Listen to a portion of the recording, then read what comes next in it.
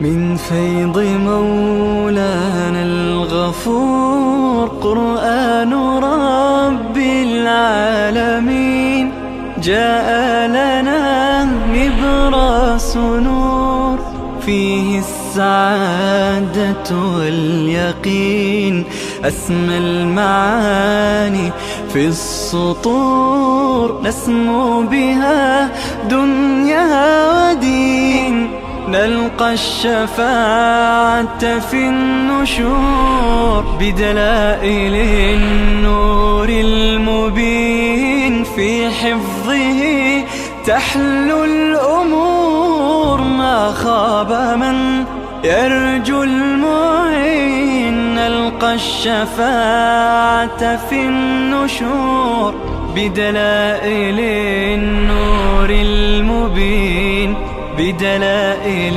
النور المبين.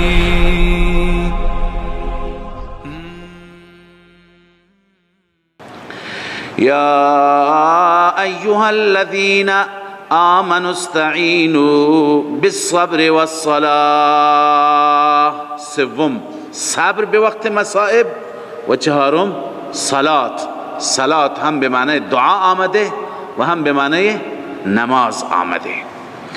لذا چهارم و پنجم چی هست؟ صبر و صلات. الله می فرماید یا ایها الذین آمنوا ای مؤمنان استعینوا بالصبر والصلاة. به وقت مصائب به وقت مشکلات استعانت بخواهید کمک بگیرید از الله بالصبر والصلاة به وسیله صبر و نماز شکیبایی تحمل و نماز بخوانید. ان الله مع الصابرین به درستی که الله عزوجل با صابران هست حتی اگر در این مسیر جان دادید. ولا تقولوا لمن يقتل في سبيل الله اموات. نگویید به اون کسی که کشته میشه در راه الله اموات، مرده های معمولی. مرده نگویید، مرده معمولی نیست اونها.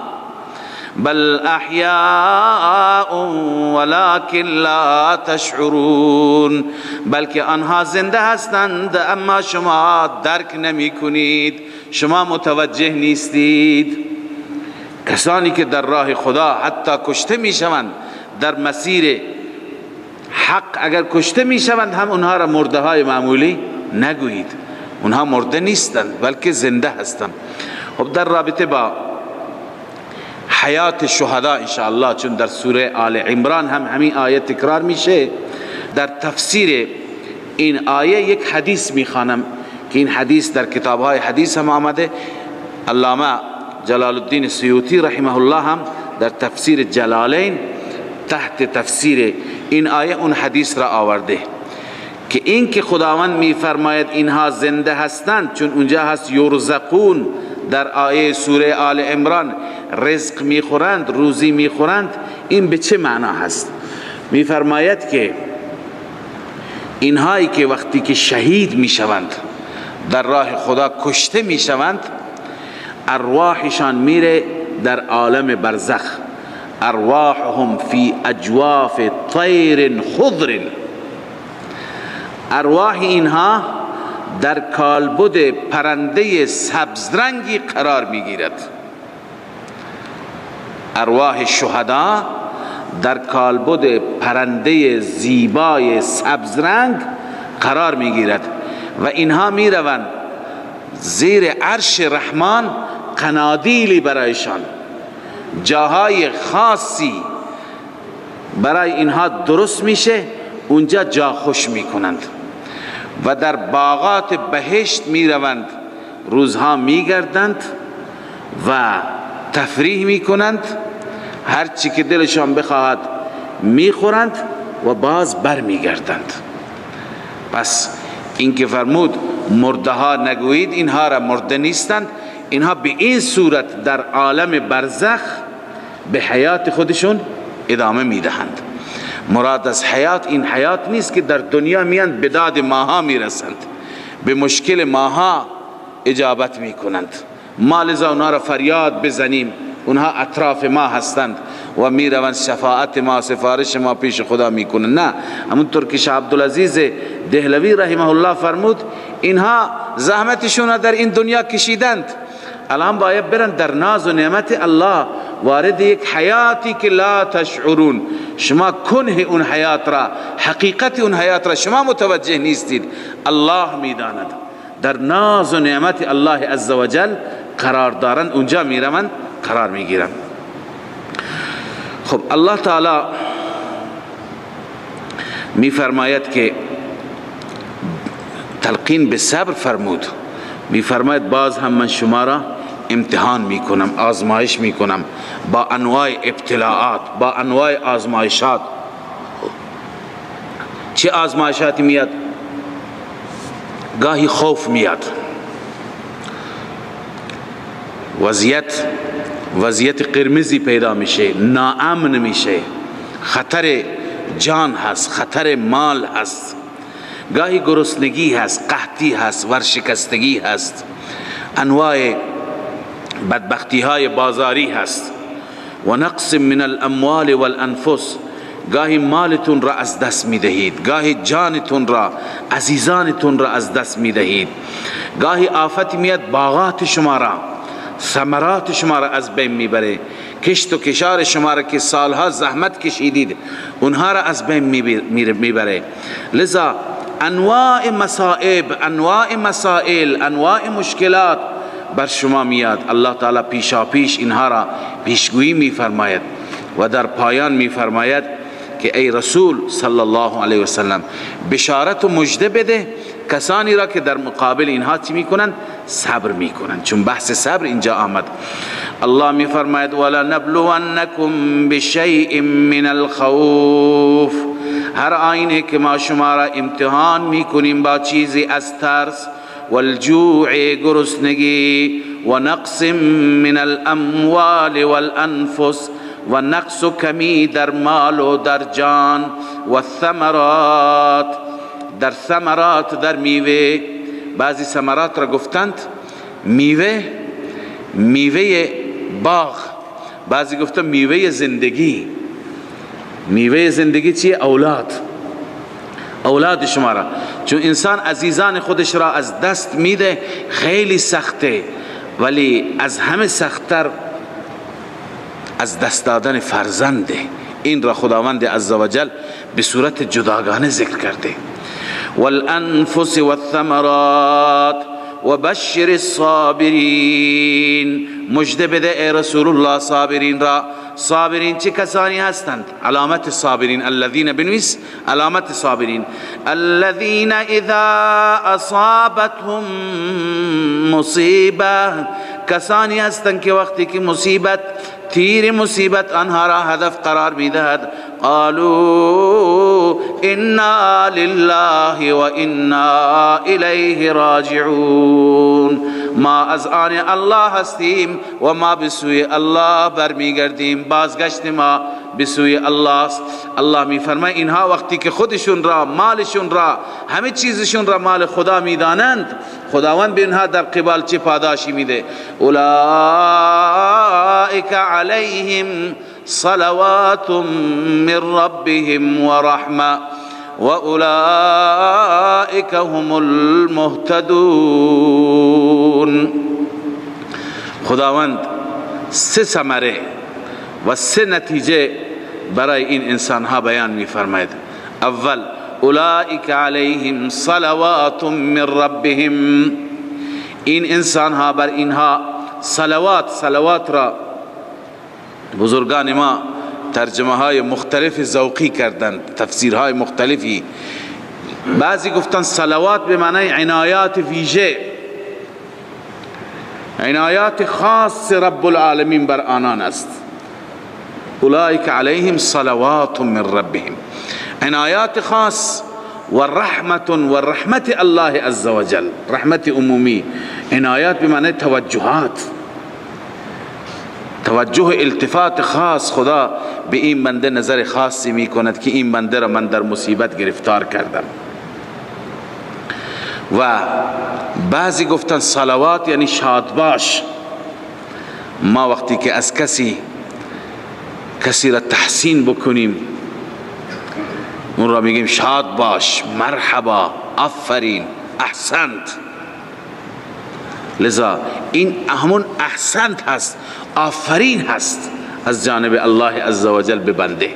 اولئک، اینهایی که صابر هستند در قبال مصیبت ها، اولئک علیهم صلوات من ربهم، تحسین ها هست، آفرین ها هست از جانب رب، و رحمت، و رحمت پروردگار هست. اینها زیر چتر رحمت قرار دارند. و سوم، و اولئک هم المهتدون، اینها هدایت یافتگان هستند. اینها هدایت یافتگان هستند. خداوند هدایت نصیبشون میکنه، راه حق را و بر مسیر حق اینها گامزن میشوند، قرار میگیرند. لذا این سه تا پاداش برای کسانی که در مصیبت ها گرفتار میشوند، در مشکلات دنیا گرفتار میشوند. ان الصفا والمروه، 4 تا را خواندیم از عرض کنم که صفاتی که یا مسئولیت هایی که امت دارد بعد از اینکه رسول الله صلی الله علیه و سلم مسئولیتشون بیان شد. اول ذکر بود، دوم شکر بود، سوم صبر بود، چهارم نماز بود، پنجم شعبه پنجم تعظیم شعائر الله. یعنی شما شعائر الله را چی کنید؟ تعظیم کنید. این هم شعبه پنجم هست و هم جواب سؤال دیگر از سؤالات یهود هست. یه وقتی نگید اینها بی ربطن. از ابتدا عرض کردم، ابتدای درس امروز، که اشکالاتی که یهود مطرح میکنند، یکی از اون اشکالات چی بود؟ در رابطه با قبله بود. یکی دیگر درباره صفا و مروه بود. میدانید که بر صفا و مروه 2 تا بت بود در زمان جاهلیت به نام اصاف و نائله. اصاف بر صفا بود یا آصاف هم گفتند، و نائله بر مروه بود. مردم که بین اینها سعی میکردند بر صفا قرار میگرفتند، آصاف یا اصاف را تعظیم میکردند، بر مروه قرار میگرفتند، اون بت نائله را میرفتند تعظیم میکردند، عبادت میکردند و فریاد میکردند، ندایشون را میکردند. بعد از اینکه اسلام آمد و رسول الله صلی الله علیه و سلم همه بت‌ها را نابود کرد، از بین برد، باز هم ادامه یافت. در مناسک حج بود بر صفا و مروه سعی بکنن بین صفا و مروه. خب یهودیان اعتراض کردند که این پیغمبر میگه من حامل پرچم توحید هستم، در حالی که این 2 تا کوه، این محل 2 تا بت بوده، اینجا بتان پرستش شدند. این همون جایی که بتان بوده همون جا سعی میکنه، همون جا طواف میکنه. الله عزوجل جواب دادند که نخیر، این بتها دیروز گذاشته شد. حاصل جواب اینه، بعدن گذاشته شد. اینها از شعائر الله هستند. صفا و مروه جایی هست که ابراهیم اینجا قرار گرفته، هاجر اینجا قرار گرفته و اینجا سعی کرده.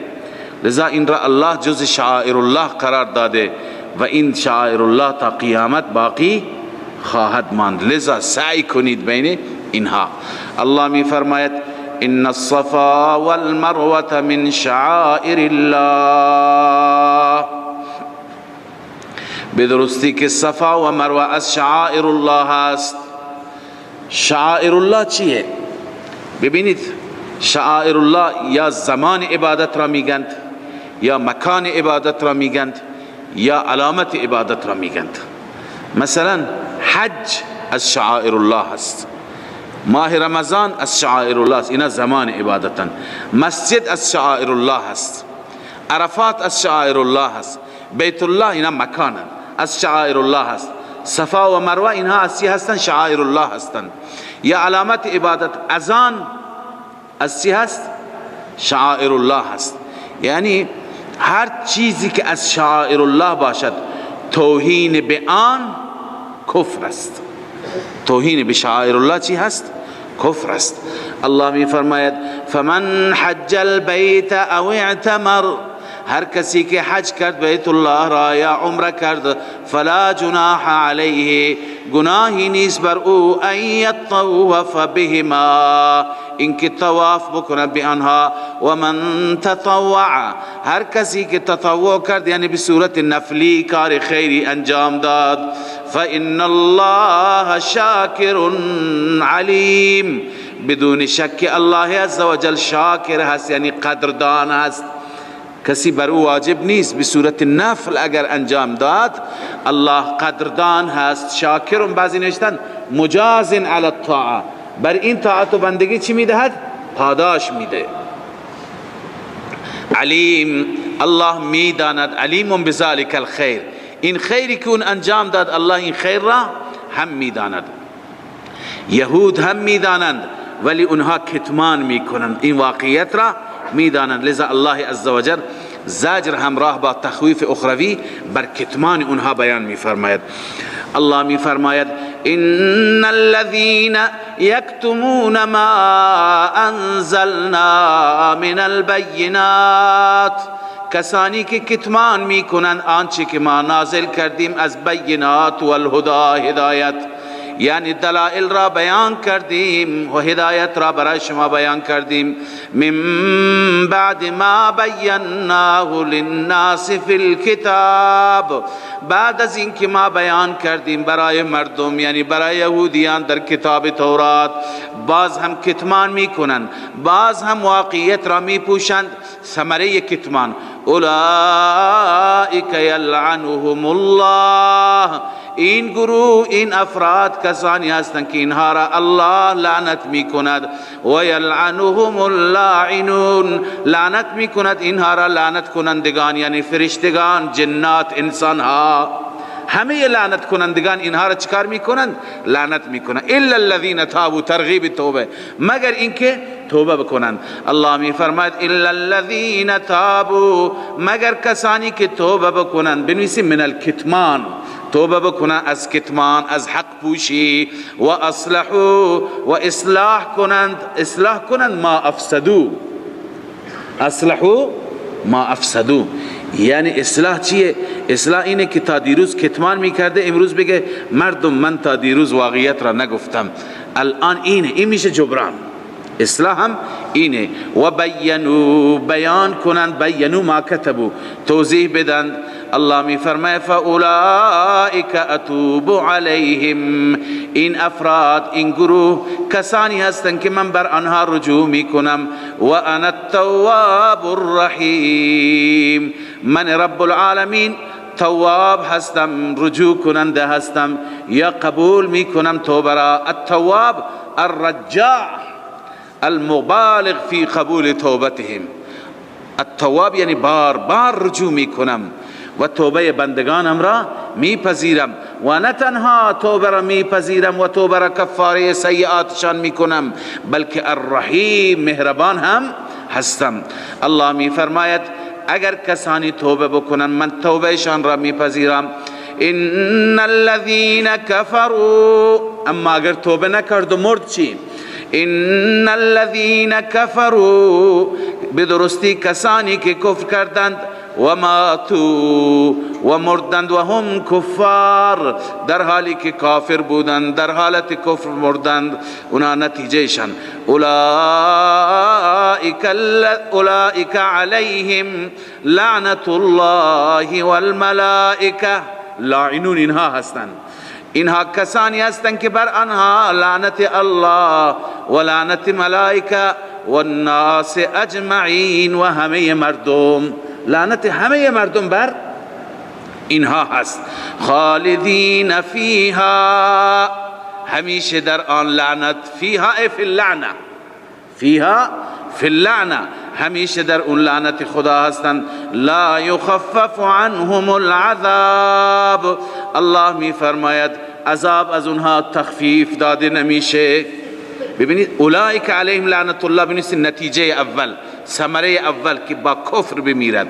لا یخفف عنهم العذاب، نتیجه دوم ولا هم ینظرون، نتیجه سوم ولا هم ینظرون، آنها مهلت داده نمی شوند. ینظرون دو معنی دارد، یکی اینکه مهلت داده نمی شوند، یعنی از انتظار هست، یک بار دیگه مهلت داده بشه بیاد دنیا چند روزی بمانه دیگه ایمان بیاره، نه. ولا هم ینظرون معنی دوم به معنی نظر، به معنی نگاه کردن هست، یعنی اونها به نظر رحمت و به نظر شفقت دیده نمی شود. خداوند به سوی اونها نظر رحمت نخواهد داشت، چون که اینها فرصتی را که در دنیا داشتند از دست دادند. بله، پس این در واقع جزای کسانی که اعتراض می کنند بر اهل قبله، بر اهل اسلام و بعداً و کتمان می کنند واقعیت را و توبه هم نمی کنند، با همون کتمان و با همون کفر خودشون می میرند. الله می فرماید نتیجهشون اینه. و الهکم اله واحد، این اعاده مدعای سوره هست. اعاده چی هست؟ مدعای سوره. عرض کردم 3 بار این ادعا تکرار میشه. یکی یا ایها الناس اعبدوا ربکم، دوم اینجا و الهکم اله واحد، سوم الله لا اله الا هو الحی القیوم. هر جا خداوند مدعا را تکرار می کند با دلائل عقلی و نقلی چی می کند؟ اثباتش می کند. اونجا خواندیم یا ایها الناس اعبدوا ربکم الذی خلقکم والذین من قبلکم لعلکم تتقون الذی جعل لكم الارض فراشا والسماء بناء وانزل من السماء ماء. اونجا تکرار شد مدعا با دلائلش. اینجا مجددا الله تعالی که بار بار این دعوت توحید، مدعای توحید تکرار میشه، هدف چیه؟ بقیه مسائل میاد، مسائل قبله میاد، مسائل طلاق میاد از این به بعد، مسائل نکاح میاد، مسائل عده میاد، مسائل عرض کنم رضاعت و شیرخواری میاد، ولی باز توحید میاد که اینها همه فروعاتند. اصل چیه؟ اعتقاد است. اصل اینه که انسان به توحید خدا ایمان داشته باشد. لذا الله می فرماید و الهکم اله واحد، معبود شما یک معبوده، اله واحد، معبود یگانه هست، دیگه معبودی لایق پرستش و عبادت نیست. لا اله الا هو، نیست هیچ معبود بجز او، بغیر از او.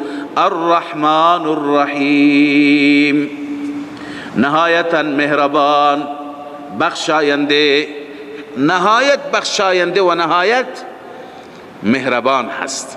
چرا این دو صفت هر جا که توحید هست همین دو صفت بیان میشه. الحمدلله رب العالمین الرحمن الرحیم، بسم الله الرحمن الرحیم، الهکم اله واحد لا اله الا هو الرحمن الرحیم. چون که رحمان شامل تمام نعمتهای دنیا هست، چه بر مسلمان چه بر کافر. چه میگیم؟ یا رحمان الدنیا و یا رحیم الاخره. رحیم شامل نعمتهای چی هست؟ اخروی. پس رحمان و رحیم شامل نعمتهای مبدأ و معاد، اول و آخر. پس این دو صفات واقعا صفات جامعی هستند، شامل همه نعمتهایی که در دنیا خداوند بر انسانها، بر عبید دارد و هم نعمتهایی که در عقبا دارد، همه را شامل میشن. هر جا بحث توحید این دو صفت میاد. الله می فرماید و الهکم اله واحد، معبود شما معبود یگانه است. لا اله الا هو، نیست هیچ معبودی بغیر از او. الرحمن الرحیم، نهایتا بخشاینده، نهایتا مهربان. خب دیگه معبودان را پرستش نکنید، فریاد نزنید، حاجات نخواهید، استمداد و استعانت نطلبید. چرا؟ چون که ببینید قدرت مطلق مال این معبوده. انسان کسی را صدا بکنه که ارزش صدا کردن را داشته باشد، حداقل دو صفت داشته باشد. یکی این که در این عالم تصرفاتی داشته باشد، در این عالم بتونه بالا و پایین بکنه، رتق و فتق بکنه، به من برسه. دوم علمش کامل باشد، نسبت به من، نسبت به مسائل من، نسبت به جزئیات اطلاعاتی داشته باشد. لذا خداوند میفرماید این صفات اختصاص به من دارد، بغیر از من خدای عزوجل کسی دیگه تصرفات و اختیارات را ندارد. اکنون این دلیل توحید عقلی هست. الله می فرماید ان فی خلق السماوات والارض، بدون شک در خلق و پیدایش آسمان ها و زمین. آسمان چه عظمتی دارد، زمین با تمام نعمت هایی که زمین دارد، هر نعمتی را که انسان فکر میکنه روی زمین واقعا یک عالمی هست، یک دنیایی هست. عرض کردم همین که زمین ساکن است این خودش نعمتی هست. فکر بکنیم که اگر ما روی آب زندگی میکردیم چی میشد. و اختلاف اللیل و النهار، و همچنین در اختلاف شب و روز. الله تعالی روی همین زمین چه تغییرات، چه دگرگونی های، اما روی یک نظم خاصی ایجاد فرموده. اختلاف شب و روز با چی هست؟ بالبیاض و السواد، یکی سیاه یکی سفید. شب سیاه هست و روز سفید. و الذهاب و الاتیان و الذهاب، یکی میاد یکی میره. الان روز آمده شب رفت، باز شب میاد روز میره. این اختلاف هست. و زیادت و النقصان، اضاف و کم میشه. این روزها به هر حال شبها کوتاه هستند، روزها چیند؟ بلندند. باز زمستان میاد برعکس میشه و در طول سال همین نظام میچرخد. بله، کما فی الصیف و الشتاء فبینهما ثلاثه اختلافات. این سه تا اختلاف، یکی در سیاهی و سفیدی، یکی در آمدن و رفتن، یکی در کوتاه شدن و بلند شدن. الله می فرماید و اختلاف اللیل و النهار، در اختلاف شب و روز. والفلک التي تجری فی البحر، و همچنین در آن کشتی که جاری است در دریا. بما ینفع الناس، به سبب آنچه که مردم را نفع میرساند. کشتی چه منافعی برای مردم دارد.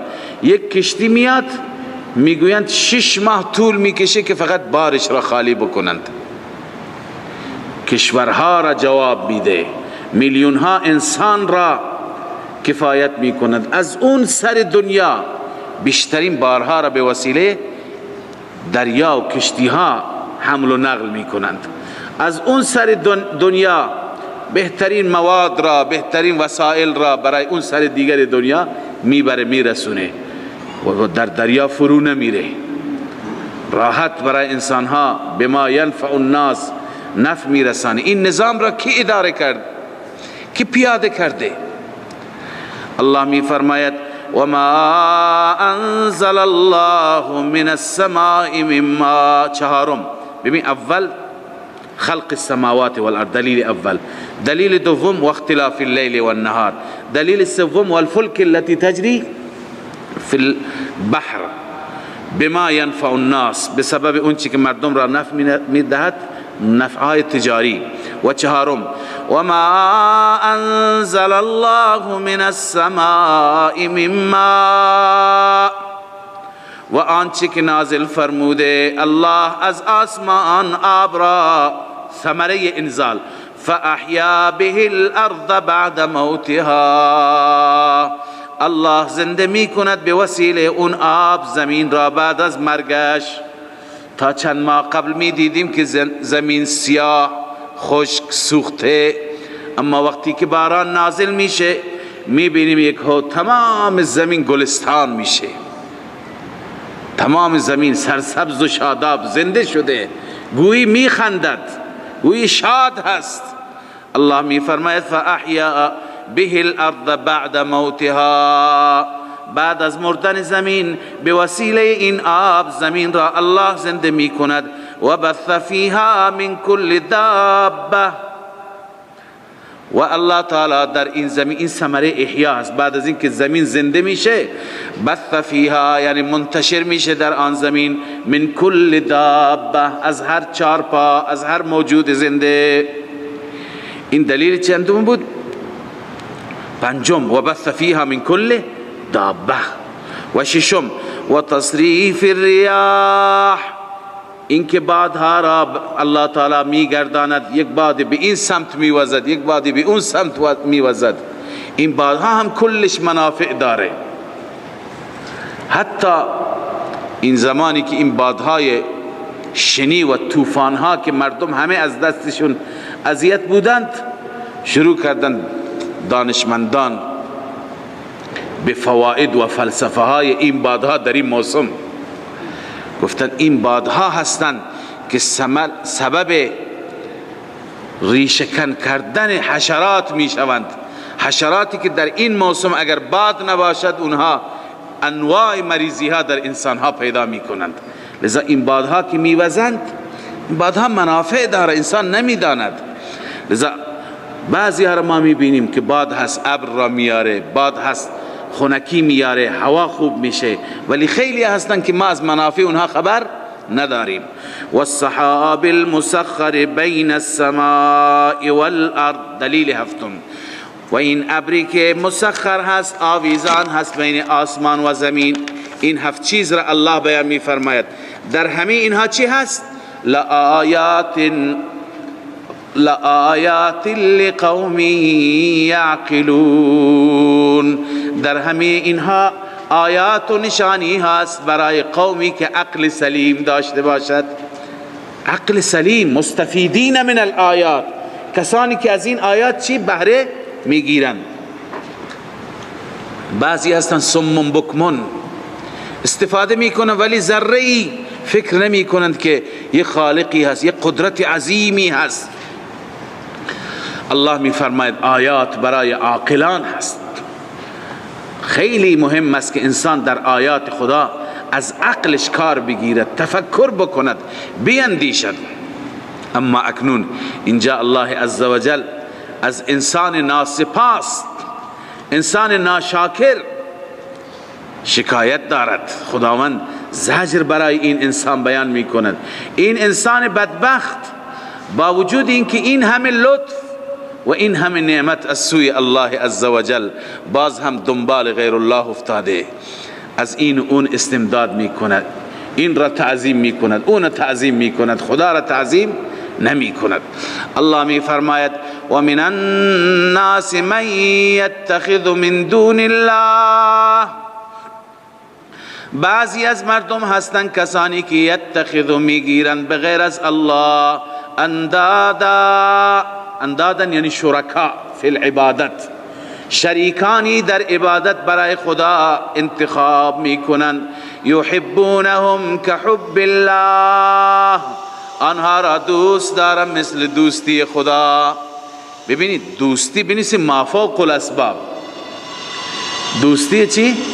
ما فوق الاسباب، یعنی یعظمونهم کتعظیم الله.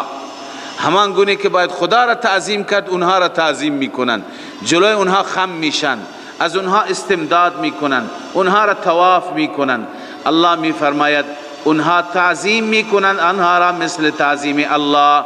والذین آمنوا، اما کسانی که ایمان آوردن، اشد حبا لله، حبشان، محبتشان برای الله بیشتر هست، برای الله بیشتر. مؤمنین، مخلصین، موحدین خدای خودشون را بیشتر تعظیم میکنند، مولای خودشون را ما فوق الاسباب از همه بیشتر دوست دارند. ولو يرى الذين ظلموا اذ يرون العذاب، این شرط است، جزا بعدا میاد. خداوند میفرماید اگر ببینند کسانی که ظلم کردند. این کسانی که ظلم کردند کیا هستند؟ بنویسید ای الذين اتخذوا من دون الله اندادا، اینایی که ظلم کردند همینایی که بغیر از خدا دیگران را چی گرفتند؟ شرکا، معبود، خدا. این ظالمان هرگاه که عذاب را ببینند، اذ یرون العذاب، زمانی که عذاب را ببینند و ببینند که ان القوة لله جمیعا، همه قوت، همه توان، همه اختیارات مال الله است. و اینکه ببینند که ان الله شدید العذاب، اینکه الله عزوجل شدید العذاب هست، سخت عذاب میداد. اگر ببینند چی؟ جزا مقدر است. ولو یرى الذین ظلموا لما فعلوا ذلك، اگر میدیدن این کار را نمی کردند. اگر عذاب را با چشم سر مشاهده می کردند، می دیدند، لما فعلوا ذالک، این کار را انجام نمی دادند. اکنون الله تعالی بیان می فرماید که در روز قیامت این افراد، عابدان و معبودان، تابعان و متبوعان، رؤسا و مریدان، اینها چگونه از همدیگر بیزاری می جویند، تبری می جویند و از همدیگر دور می شوند. الله می فرماید اذ تبرأ الذین اتبعوا، زمانی که اظهار برات می کنند، الذین اتبعوا، کسانی که متبوع شدند. متبوع، مخدوم یعنی رئیس، مرشد. این مرشدهای مسیر شرک و مسیر کفر، اینها اظهار براءت می کنند. من الذین اتبعوا، از کسانی که تابع اونها شدند، از کسانی که پیرو اینها شدند، از پیروان خودشان اظهار براءت می کنند. و رأوا العذاب، عذاب را می بینند. جمیعا بنویسید، تابع و متبوع. وقتی که تابع و متبوع در دنیا برای همدیگر جان می دادند، در دنیا برای همدیگر هر نوع ایثار و قربانی می کردند، اما وقتی که عذاب آخرت را ببینند از همدیگر تبری می جویند، از همدیگر بیزار می شوند. و تقطعت بهم الاسباب، الله می فرماید بین آنها اسباب قطع میشه، رابطه قطع میشه، تعلقات تمام میشه. اونجا دیگه نفسی نفسی هست، اونجا هر که برای خودش فکر میکند. رب العالمین میفرماید وقال الذین اتبعوا، میگویند تابعین، مریدان، کسانی که در دنیا فریب خوردند، کسانی که فریب این آخوندها را که تبلیغات میکنند، ملاها را که تبلیغات میکنند به طرف شرک، به طرف خرافات، این بیچاره ها فریب خوردند. اونجا چه تمنا میکنند؟ وقال الذين اتبعوا، میگویند کسانی که اتبعوا، پیروی کردند، لو ان لنا کرة، اگر باشد برای ما بازگشتی در دنیا. کرة یعنی رجعة الى الدنیا. کرة یعنی چه؟ رجعة الى الدنیا، اگر بازگشتی باشد به سوی دنیا. فنتبرأ منهم کما تبرؤوا منا، ما از اینها بیزار میشیم، ما از این رؤسای خودمان، ما از این متبوعان، ما از این مرشدان، ما از اینها در دنیا بیزار میشیم. کما تبرؤوا منا، همان گونه که امروز اونها از ما بیزار، در دنیا ما به حرف اونها گوش کردیم، ما از اونها پیروی کردیم، امروز اونها از ما دوری میکنند. الله میفرماید كذلك يريهم الله اعمالهم حسرات عليهم، این گونه الله عزوجل نشان میده آنها را، اعمالهم، اعمالشان را، اعمال مشرکین را خدا این گونه نشان میده. حسرات علیهم، حسرت هستن بر اونها. حسرات علیهم یعنی چی؟ حسرت از این اعمال و شرکی که کرده در دنیا، بر این حسرت میخوره. این عمل به تبدیل به چی میشه؟ یه حسرتی براش میشه، میگه کاش نمی کردم، کاش که ذره‌ای به طرف شرک قدم بر نمی داشتم.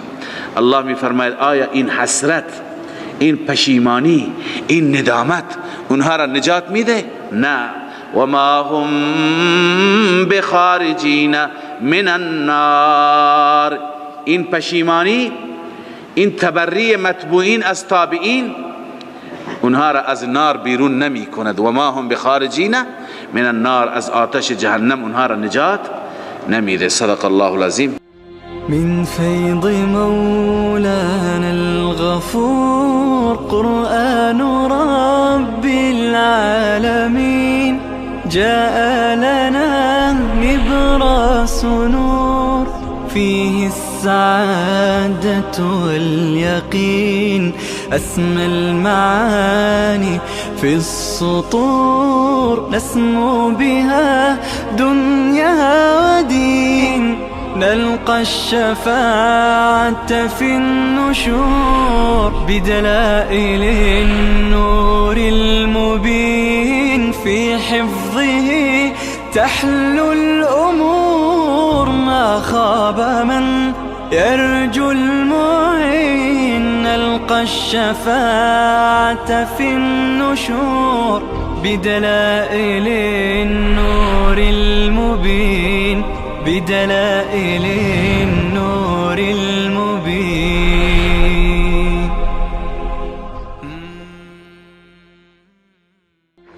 من فيض مولانا الغفور قرآن رب العالمين جاء لنا نبراس نور فيه السعادة واليقين